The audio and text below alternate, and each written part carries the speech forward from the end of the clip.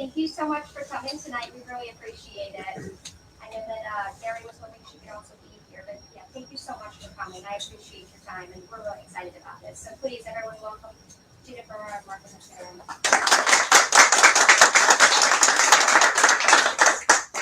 We're going to introduce each other, so I have the wonderful task of introducing. Can everybody hear me? Yeah. I have the wonderful task of, it's not a task, it's a joy, to introduce Martha McFerrin, who received an MFA from Warren Wilson College and is the author of 5 books, including Women in Cars, for which she received the Marion Moore Prize, and Archaeology at Midnight. Her poems have appeared in the Georgia Review, Shenandoah, Southern Review, and many other journals and anthologies. She's the recipient of an Artist Fellowship in Literature by the Louisiana Arts Council, a Yaddo Fellowship, and a National Endowment for the Arts Creative Writing Fellowship. She lives in New Orleans with her husband, woodturner Dennis Wall. Please welcome Martha McFerrin. I am going to read from my new book, The McFerrin Plot, and also some new materials that I've written since then. But first, I want to start off by reading an older book poem from my book, Women in Cars. This is the title poem, Women in Cars. More women have done this than you'd imagine. You're out there driving back from Grand Saline or wherever they made something happen that particular Saturday. Actually, he's doing the driving and you're just sitting there twiddling with the radio. It's night on a 2-lane blacktop. There's nobody in the state except the stuff that's been run over. And already your date is yelling, "Let's play like we're in England," and scooting over to the opposite lane every 10 minutes or so. And you are so terribly bored. So you start taking off your clothes, starting with your shoes, then your earrings, then your shirt and bra. Getting out of your blue jeans isn't easy. You have to hoist your rump and buck forward with your knees, like you're doing the limbo. But let's admit it, climbing out of jeans in cars is a native art. When I was driving with a boy named Frank Fallis, I even whipped off my phony ponytail and threw it in the back seat, and he screamed, "Ah!"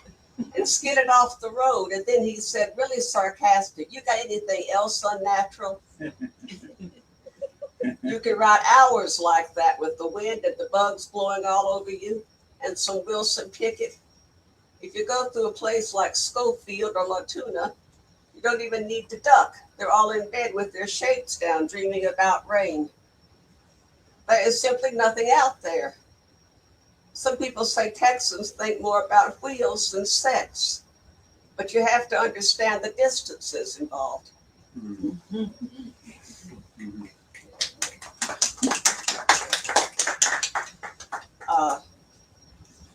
This book, McFerrin Plot, is the 6th book. So I decided to evaluate my situation, as far as the books go. And this is called Slender Volumes. I've measured with a seam gauge from my sewing box. It seems I've written exactly 1 3/4 inches of poetry. 6 slender volumes. After her 3 babies, Scarlett O'Hara gained 1 3/4 inches in her stem-like waist and totally freaked. To her, it was excessive, but I'll admit it's tiny beside the warehouse dealerships of Dickens, Stephen King, or Henry James. We poets lead concentrated lives. Gail Borden, who condensed meat and milk, might have loved us if he'd noticed. Most people don't. Even the ones who read stroll past my booth at conferences, not care that I squeezed into my work Greece, Japan, the decent parts of Texas, moments of bloody violence, Brussels sprouts, the Anglo-American folk canon, Ireland, and assorted chunks of the Golden Vow. Negative capabilities overrated. I managed to impose my will on 1 3/4 inches of the universe without yet writing anything about dread or antimatter. In my time left, I might assert myself a full 2 inches.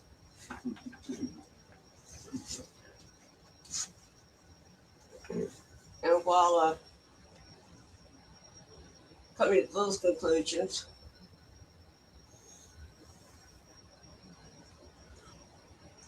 I found myself writing a villanelle on the same topic, writing poetry, called Nothing Helps.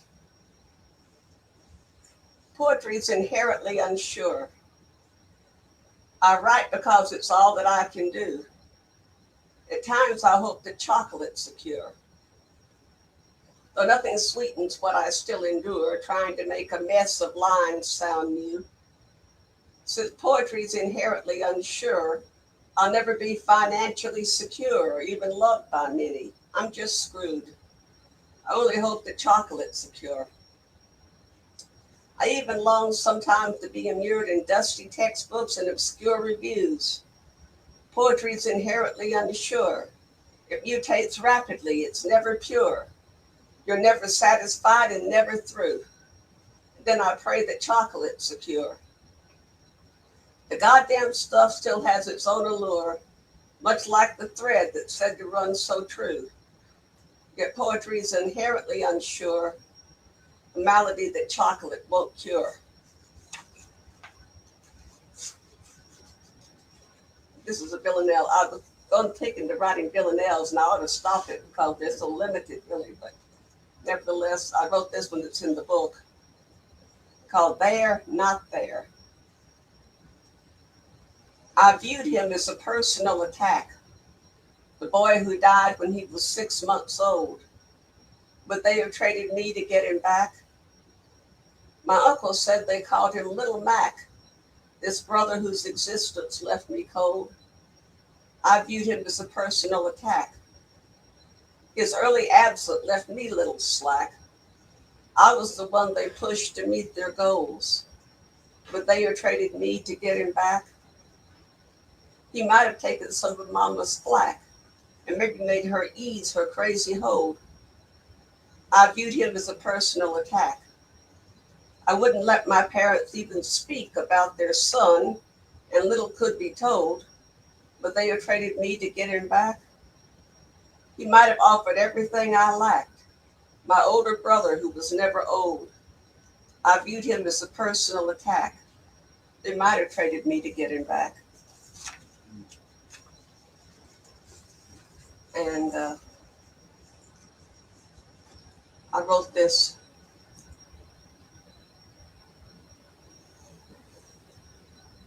Still in a frustrated mood. It's called Martha Is Not a Romantic Name.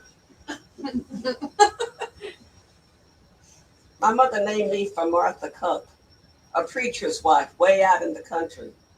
Already old, she soon died graciously. Martha is an old woman's name. In the past, the boss's sheltered wife, plump and white-haired, was invariably a Martha. It's a white-haired name, an ultimate wasp name. It so happens there's a whole vineyard full of them. So tasteful, their hair has little choice but to whiten like Mrs. Washington's. At least there's Martha Stewart, a blonde who's staying blonde. She's old now, too. A self-created Protestant, she rose to be a bountiful kneader of white bread, and when she wasn't collecting Dolton, committed crimes of a waspish exclusivity. Did she craft wreaths in minimum security? She loosened the concept of Marthadom. I've also given Martha a few thumps in my younger sex and violence persona. Enough with all that goddamn rectitude. But now I too grow old. There's an opera called Martha, but they don't say it much. The music is simply past its prime.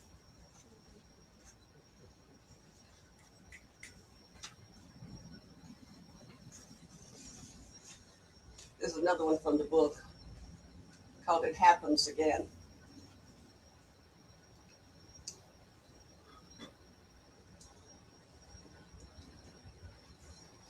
I'm hunkered down sweating in some brush edging the swamp, stunned by the groanings of perpetual gnats and midges nagging at my mouth, ears, eyes. On my left are berry bushes, mostly thorns, softened by humidity, and past them, oh, for fuck's sweet sake, people have installed a nuclear power plant, just like the one I saw in England down past Avebury. It freaked me then, and now here's another one on this nowhere Florida coast.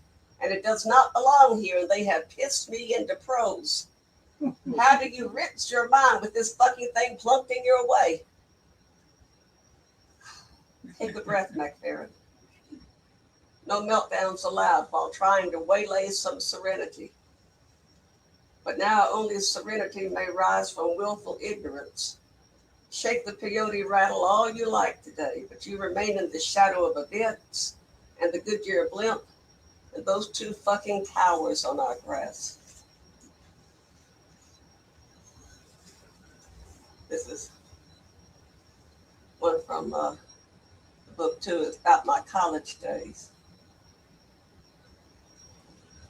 Called Why Did You look at me and smirk that Friday evening at the Presbyterian Collegiate Outreach Coffee House, the Exit? They were always called the Exit, those places. Why did you smirk? You were leaning against the Westinghouse, with that lovely girl Fleda Hamilton leaning against you. And I didn't know you then. I only wondered what was in the fridge. My small open jar of marinated artichokes, which were a novelty, as was everything else.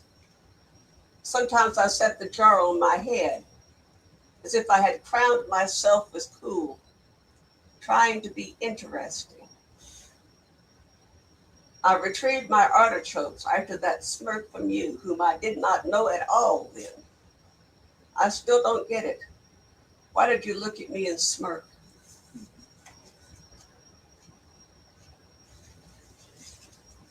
And another one of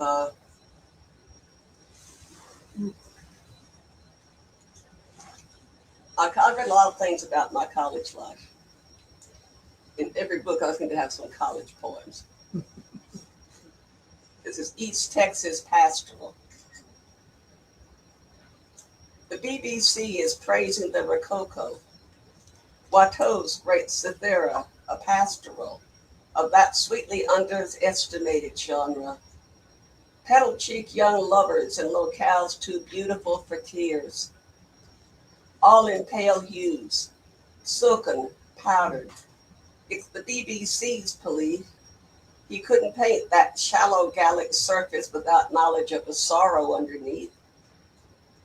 Such lovely clothes and melancholy faces. Surface and subsurface couldn't last. Love is so brief, even when forever. It brings to mind a moment in my past in Nacogdoches. I was barely 20. Green as a Granny Smith in cutting class, wasting Daddy's money and my time because I was too happy for a desk. The loving spoonfuls daydream in my head, and wearing foolish adolescent rompers, I bounced in sneakers carelessly across that pretty and obscure East Texas campus. So much in love, like Prospero's Miranda. "'Tis new to thee," her daddy gently said. "'Twas new to me as well, and well deserved. I needed love like candy." Though my head was bouncing with my unexamined plans, a whisper too sleeped in as instinct does. You'll never be more carefree in your life than you are now. That's true, I never was.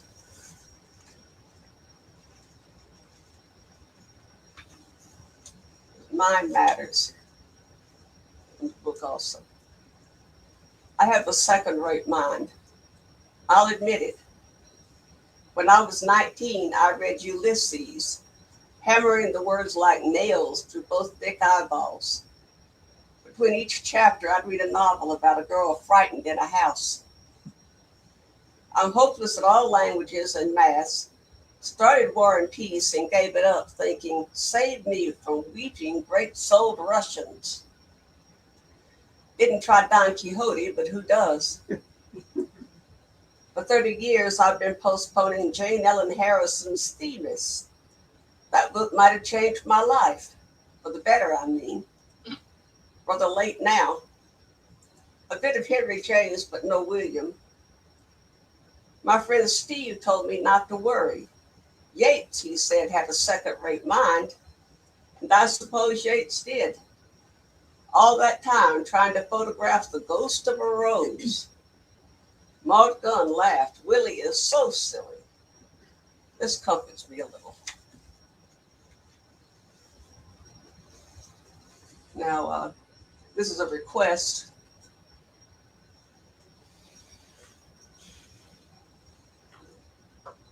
Jan Villarubia.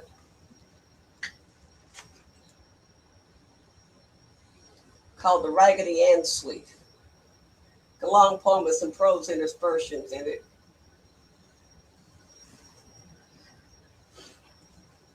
Has a gloss at the beginning that says, books for children should contain nothing to cause fright, suggest fear, glorify mischief, excuse malice, or condone cruelty. Johnny Gruelle. What's left is sugar. Lots and lots of genuine sugar, the hard white stuff, sweetest fix ever. The books are absolutely full of it, like strudel crammed with berries. No one past 5 years old could love sugar and sugar alone. A child a smidgen older would demand at the very least a taste of fear and mischief. Maybe later a bite of malice. They'd have yet to realize genuine sugar can be cruel, too. I didn't read these books for the cunning story, for the cunning rural forest creatures in their ill-fitting rural suits, living in fear of the big fat men and their bang guns, or the cunning wee fairies in their cunning frocks of embroidered petal and leaf, singing their cunning little ditties till you swatted them away like giggling confetti. Neither did I read the stories to learn the villains who reformed always, and then ate substantial rainbows of candy. I read Raggedy Ann for the candy and cupcakes and other edible delights, and all the bounties of tea rooms circa 1917. 3. Gruelle, an illustrator, found a faceless rag doll in her mother's attic and named it for the Raggedy Man and Little Orphan Annie. His daughter Marcella was already beginning to outgrow dolls, but Gruelle saw possibilities. 2 months after the doll was patented, Marcella died.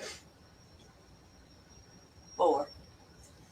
Sugar is the wickedest drug of all, breeding torment and decay. A great moral mystery, said one historian who wrote of sugarcane's arrival in the Indies, followed thereafter by the slave labor needed for intensive cultivation.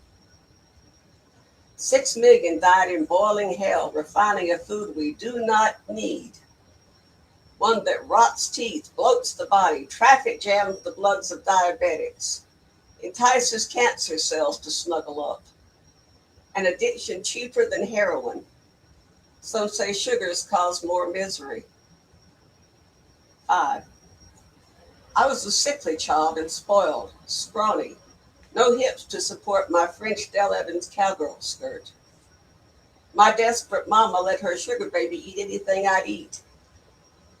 The wicked nutritionists who prowl these days, Puritans at heart, would have hauled mama in for child endangerment, then confiscated all my Oreos, making a foolish, piddling attempt to comfort me with apples. No, thank you. No decent little piggy would accept mere fruit. Sugar, indecent sugar, is the food of the unsophisticated, both children and raggedy dolls. Even Anne's heart was candy. A conversation lozenge reading "I love you" lay safe in her cotton breast. In the deep, deep woods, everything had flavor. Trees were covered. Trees were heavy with candy-covered cookies. Cream puffs grew on bushes. Lady fingers sprouted like irises. There were, as you'd expect, lemonade springs and soda water fountains. The cunning birds were tea cakes. Puddles of vibrant ice cream bubbled from the sweet earth. There were pickle bushes, too, and brambles where wild weenies strained to hop loose, yelping. But mostly it was tarts and pies, with never a tummy ache or feeling of nauseating surfeit. I wondered how the Raggedies, with their stitchery mouths, managed to eat the goodies without corrupting the pure fluffy cotton of their innards. Did they shit chocolate? 7. I dreamed of platonic Raggedies. Flawless Anne and Andy, auburn yarn as loops of hair, not raw red. Never a too large blocky head or short-limbed under-padded body. A lawn hanky tucked into the pocket of Anne's crisp apron. And inside her cottony self, a true candy heart, heartbreakingly perfect. Not available for normal money now. I've seen a Marcella, actually. A limited edition, pale-haired, ethereal, and holding in her arms 2 miniature rag dolls. All fantasy. 8. The child must have loved toffee and bright cookies. Why else endow her afterlife with strawberry soda water, crumbly crusted jam tarts, and sugar-addicted floppy dolls? 2 dolls she never played with, except in the pages of those sappy elderly volumes. Don't read these stories to your little appetites. If you don't want to send them into the deep, deep woods, salivating for gingerbread, searching for the cookie children, living in a little strawberry with savagery in their mouths. Think before you show them the particulars of that sweetness. First makes everlasting indulgence for a sweet dead daughter.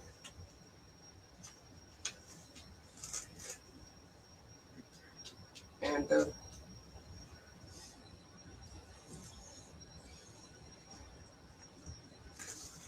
this one is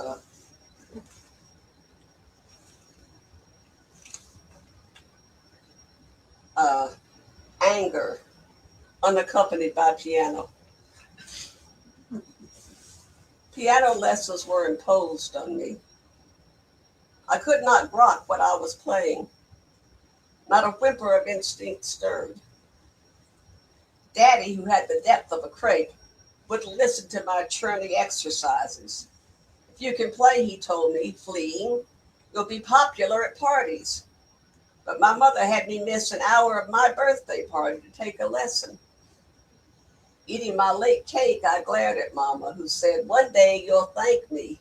The punchline of an old motherful joke. In scratchy tool, I hammered trauma ride. Music never craved to leave my fingers and fall as simply as gravity to a keyboard. If your health breaks, Mama told me, you can always teach piano in your home. Joy, a chance to pass on my ineptitude while coughing like Tallulah at Camille. In all my years since, I've never been to a party also attended by a piano. But that's irrelevant. I am Scotch-Irish and know how to really hold a grudge. And consequently, logically, I believe my mother had a grudge against me. And this last one I'll read. It's a statue in the Faroe Islands, the little town of Mikladalur. It's a seal woman. The title is Kopakonen, which is Faroese dialect for seal wife. They have her down by the water's edge up on the rock island. When the water comes in at high tide, it goes all around her. And sometimes if a storm blows up, it really blows all around her. It's made of bronze, but they put some stainless steel in it too to help it hold up against the elements. She's removed her fur with its thick, fatty lining, is now standing naked. Seal self discarded, flocks in thick folds for one hand.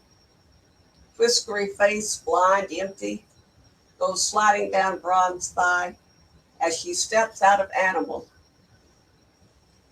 Sculpted nipples, newly aroused by metamorphosis, so curious to learn what happens between two legs. Seen from the high island is small on a chunk of rock, with icy thick wild waters slamming all over her. Alive, human, isolate, but not at all cold. Okay.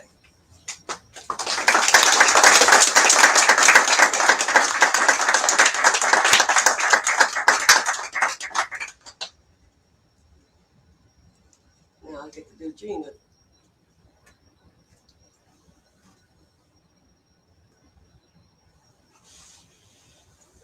Gina Ferrara lives in New Orleans and teaches English and writing at Delgado Community College, where she is an associate professor. Her poetry collections include The Sighs of Sparrows, Ethereal Avalanche, Amber Porchlight, Carville and McMoss and Resurrection Fern, and Fitting the Sixth Finger. Her work has appeared in Callaloo, the Tar River Review, the Poetry Ireland Review, and others.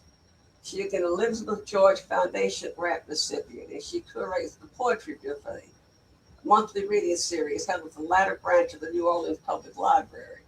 And lately, because of the COVID-19, on Zoom, and we've got people from all over the country tuning in for that. So this is Gina Ferrara.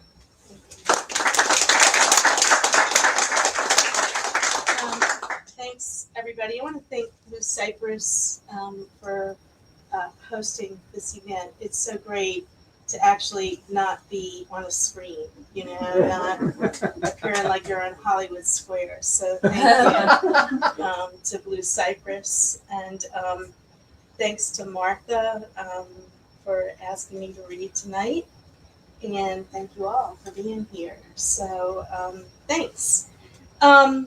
I'm going to start by reading from my book, which had the dubious distinction of coming out in March of 2020. It came out the week that we went into lockdown. And I was like, great, books now. So this book is really, I don't know that it's ripe. I think it's beginning to ferment because it's a little old. But it's definitely a late bloomer. So I'll say that about it. I think a lot of the poems in the book are, many are about my mother. Many are about New Orleans and kind of how I feel sometimes that New Orleans is on the verge of being wiped out geographically, and how the culture in New Orleans is really changing and shifting, which is hard for somebody who's from New Orleans to see. And I think the poems too are also about women, kind of maybe looking for, it's about them. So that I would kind of classify the poems that way. So the first poem that I'm going to read is after my mother passed away.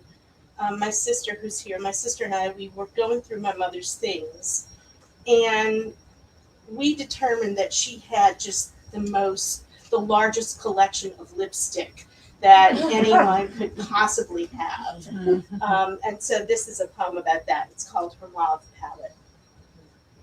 From pink camellia frost to sun-splendid plum, amaranth lotuses afloat in placidity, those preferential shades, waxy solids never garish or patriotic red, coral remained relegated to deep water reefs. My mother didn't line her lips to form the perfect bow or prevent color from bleeding with sudden smiles or grimaces. The impact of her mauve palette in the uppermost vanity drawer, each tube upright, encased, measured longer than a rifle's bullets, ready for application and wear, always with the smallest counterclockwise twist. And then this is a kind of another poem with a different take on lipstick um, applied. It is dark. You are unable to see the cloudy mirror. A troubled lagoon makes it worse. The lipstick, unsteadily applied in shakes and quivers, smears, not a description or a noun. No, this is a verb, all movement that bleeds tropical, a pride of Barbados, a hand-sized hibiscus across your lips, marking them as reckless, to give kisses, to retort or purse. You could use some parchment, a tissue to block the hemorrhage, this glide of paraben and balm, beyond glib, that comes from a tube with its counterclockwise twist, sharing the motion of the next storm.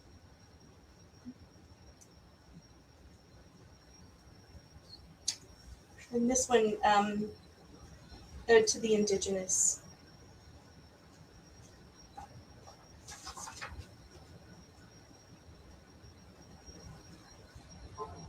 After the city slipped and became a wound without a tourniquet, bleeding old with the new no one knew, the treasures like the indigenous where the crepe myrtles grew from south to north, the magenta, lavender, pink, and white in tandem, and clustered, looking bleach-barked, barely bending towards the lake. Summer, the scent of brine, and the bridge lights, illuminated, smaller than pinpricks in shades of amber, for 25 miles before the horizon. The point with the darkened lighthouse, splashy staccatos, jagged rocks breaking waves, the big tree in the park just beyond the labyrinth, the bend in the distance where we sat watching vessels pass with faded letters and foreign flags, tankers carrying barrels and grain flanked by tugboats. How the cicadas signaled the start of imminent Augusts and Septembers without being seen from the apexes of oaks. So my husband Jonathan used to be a really heavy smoker. He is no longer a smoker, but when he smoked, we would often leave the house kind of late at night and would walk to get cigarettes. And so this is kind of about an encounter that we had one night. It's called The Turtle. We leave before the late news to get cigarettes and milk. Crossing to walk on the levee, we spot a turtle stuck as a Pontiac with an oil leak in the middle of the road. Cars could come from either direction. The hissing turtle is not pleased when we scoop and run with it, a ticking bomb away from the manicured lawns with rotary daisies, white and fantastical in moonlight. The turtle, round as a green grape in Eden, leaves the sloping banks, bobs, follows the current, then disappears into unfathomable depths of russet water named for a zealot saint.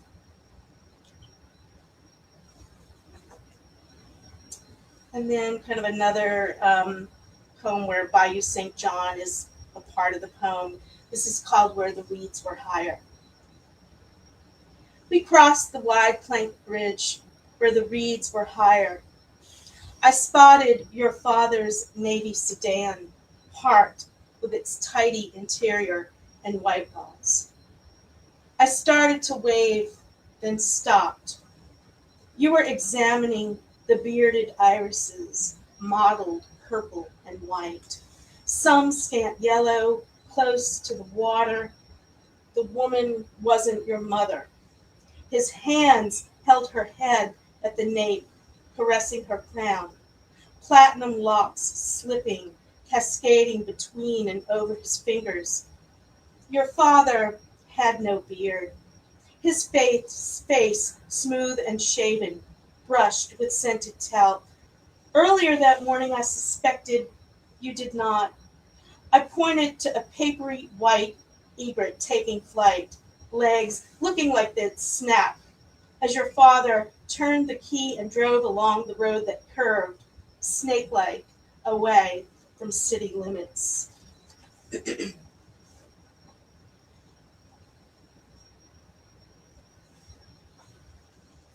This is a poem about my parents. It's called History. Maybe it was the Spitfire or Triumph, the barely yellow or white car, something imported, bucket seats with a shift and loaf-sized hump between driver and passenger, bar in place, the heavy vinyl affixed, protecting my mother's hair, chiffon scarf forgotten, top up, blocking glimpses of Orion and the Dog Star. Or earlier in their history, another car, the Chevy with red seats and no power steering, sturdier than a tank, a testimony to chrome. Did it matter? That humid night, a corona, an unprecedented halo surrounding the moon, when my parents traveled east of Chef Mentor past the Wrigley's and the lighthouse, 90 miles to hear Ray Charles. And so the last poem that I'm going to read from this book is about one Mardi Gras after I had many Bloody Marys and mimosas. I got stuck in my costume. I couldn't get it off. We've all been there. So, let me get there. Green dress escapade. A hard hazard, trapped in the dress I cannot exit. The zipper jammed as any window nailed shut with the finality of a crucifixion in an infernal building once condemned, where the act of arson begins soon, surrounded by many dialects of flaming tongues, and without a chair to hurl, stuck. My arms too short, fingers unable to pinch or grasp the shiny tab, silver, ever elusive with a lift and tug, to travel the entire length of a toothy longitude, wanting to release the creasing emerald silken sea into the necessity of opposites. And so I'm going to read a few poems that are pretty new, actually. So they're uncollected, right? Liquids from childhood remembered. Rarely solidified, mystery arrived in ounces, marked like lacerations, between lethal and medicinal, tinctured with the unspoken, a scant stream of warmth, unearthed bitter roots dulled in cramps, the utmost kept in a rusted can, dissipating skull and bones, obliterated color, volatile, sparingly applied to chamois or last winter's flannel. Behind the hinged mirrored door, uncapped viscosity, swallowed, nameless, no residual evergreen scent, yet known to steady a quivering hand. Inhaled ammonia, a shade of tarnished tears, discretion-sized in the cinched velvet pouch, reviving a mother, a daughter, sister, or aunt. Or the sweet digestive, not meant to quench a slow cadence, serene as an emerald and watered mint, served in the best blue depression glass. Ode to Snow Roses. These are not what my mother received, nearly venal in cut crystal, placed beneath a runner or doily, centered by the mirror, both real and reflected, celebrating a June birthday, a February wedding. Mine welcomed the wicked cold, a stringent wind, sawdust from the now hewn tree. The snow roses are unfolding, losing tufts, their edges dusted in apparitional white, an emancipation in bloom.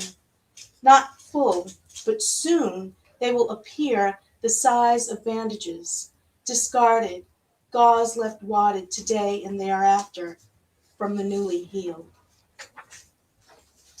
This poem is about a shawl that someone made for me after my mother passed away, and it's called Beginning in Persia.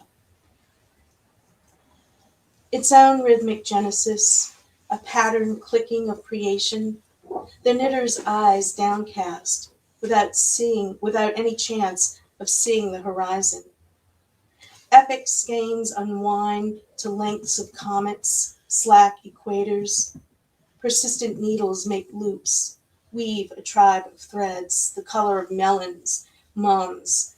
Others offering Monet's watery palette, filaments twisted, winter camellia white, a tinge of frost, box and brioche rib, stationary windmills and squares, a geometry of pyramids and parallelograms. Successive stitches align then blend, eventually like grief, followed by acceptance, to enfold shoulders, to blanket the now of loss. And the last poem that I'm going to read, it's a sestina, and I don't write in form typically, but I find with a sestina that if you're like kind of thinking about something and it's just in your head and it keeps spinning, the sestina is kind of the perfect form for that because it's like the sestina absorbs the obsession and the sestina becomes the obsession. So one obsession is absorbed by another.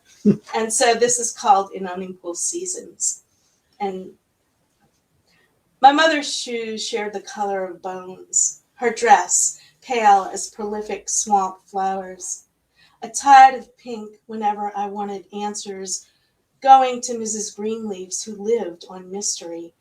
Often I was perched with my sister on the edge after we made our way through fabric bolts and tumult. Before dusk, even the sunset brought tumult. We drove past the cemetery graves burgeoning with bones, no mountains, no hills, utter flatness. Then the edge. Unequal seasons, exponential explosions of flowers. My mother was a vault filled with mystery. Tomorrow always came with a promise of answers.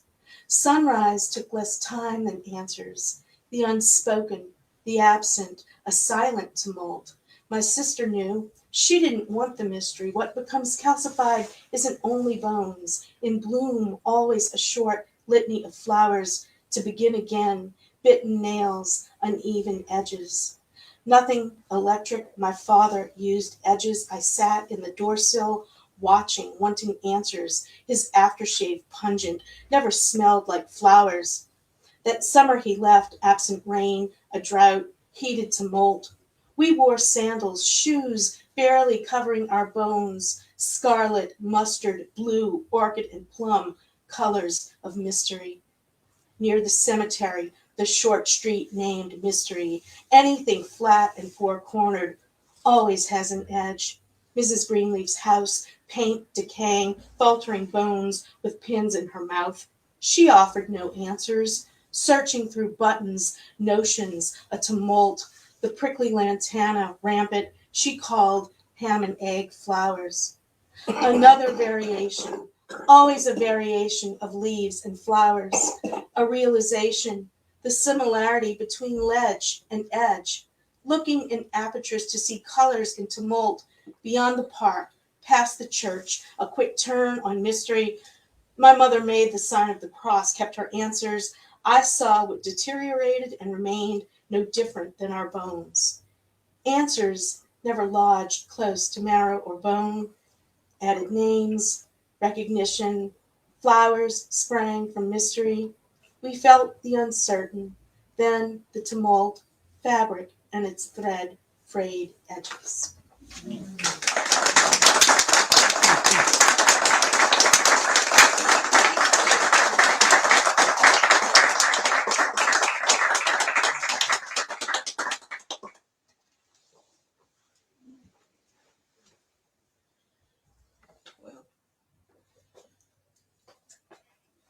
Would y'all like to take some questions? Sure. Sure. Does anybody have any questions? Any suggestions? I have a question for you, Gina. thank you for your reading. There's a lot of energy in your poetry and very lively images.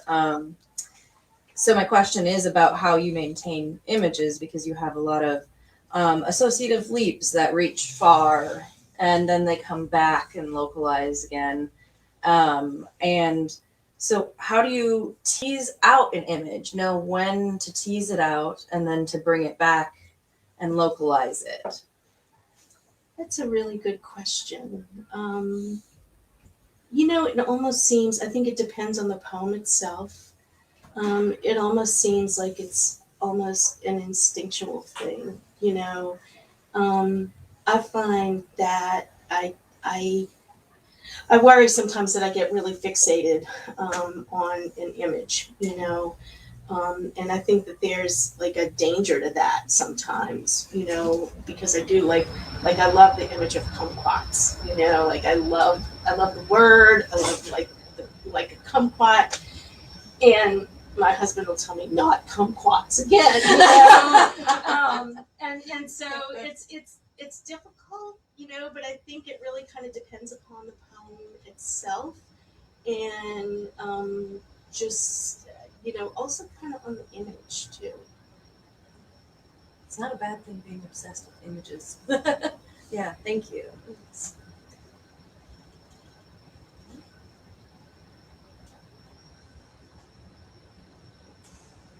Yeah, this question is for either or both of you. When you get a seed of an idea for a poem, is it something that has been fermenting there for a while and it just simply comes out? Or is it something that you have to struggle with? It varies. I know one time, or more than one time, I've awakened from a dream with words in my head already set out. And I just sit down and write the poem. That doesn't happen that often, but it's like sleep writing, I guess. Sleepwalking, you can have sleep eating. You can have sleep writing. You wake up and you sit down and write down what you were thinking of in your sleep.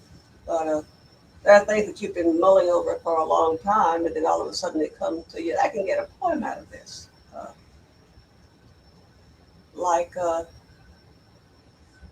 There was a incident when I was in the hospital, and they had a they had a trade that came in with a special diet for me, and it said diet: liberal, mechanical, soft.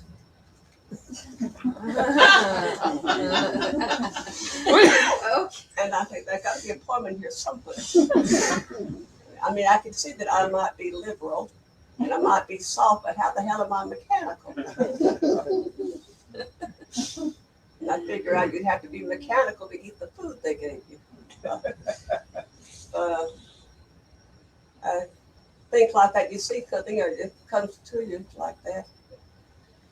Or sometimes you think you something for years, it never occurred to you that it's a poem. Sometimes it's very easy, but most of the time for me it's a struggle. Sometimes it's easy, very easy. But, Yeah, I think it's both. I think sometimes poems just maybe they'll come because of dream and image, and they'll come really quickly. But then other times not as quick, so it's really, it's just, I think, a matter of being receptive, regardless of how long it takes or, yeah. And it seems like maybe the older I get, maybe it takes me longer to write a poem, definitely. that's with me. Same way always. But I think easy, sometimes it's hard. Yeah.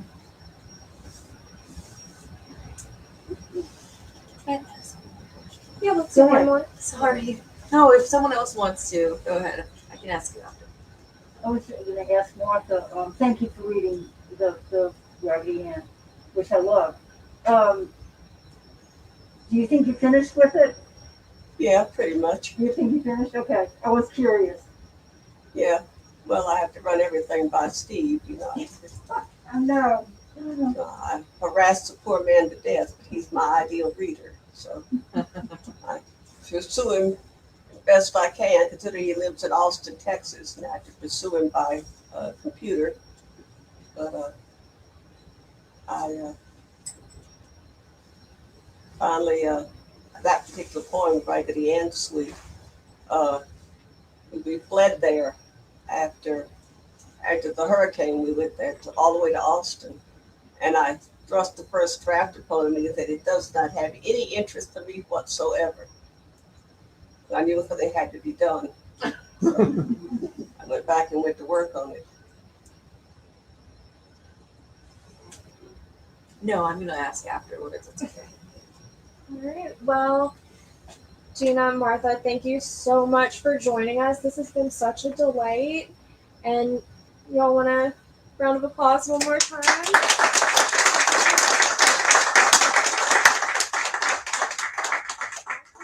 And we have books for sale, and I'm sure they would be happy to sign them for you. So please. Did you read it? Yes, I did. Okay.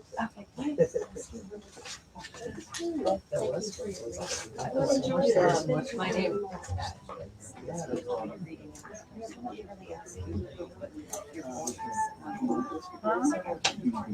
Feel very confident in your writing. I teach French. She's at Nichols. Yeah. So our